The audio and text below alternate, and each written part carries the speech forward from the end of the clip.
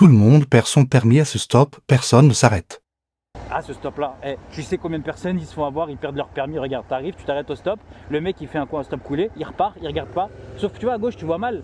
Bah derrière la deuxième voiture, il y a souvent une voiture de police qui est garée. Paf, bah voilà, monsieur, vous n'êtes pas arrêté au stop.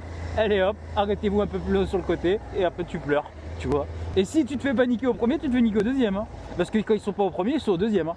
Et là, tu t'arrêtes pas, stop glissé, toi tu vois quasiment que dalle. Et au moment où tu accélères, tu fais ah merde, ils étaient là. Eh les gars, c'est des trucs tout bêtes, hein.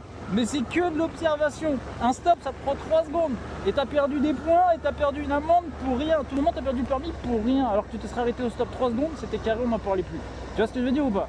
En vrai, il faut t'en vouloir à toi-même.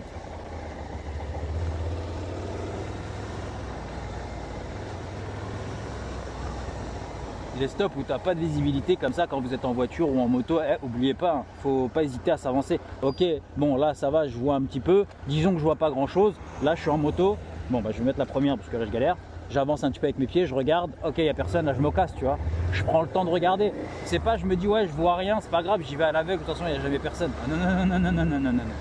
En voiture ou en moto, soit vous êtes sûr, soit vous n'êtes pas sûr, hein. Tu t'engages ou tu t'engages pas. Du moment où tu mets un coup de gaz, nous on part du principe que tu as vérifié, que tu es sûr de toi. Donc fais pas de l'AD.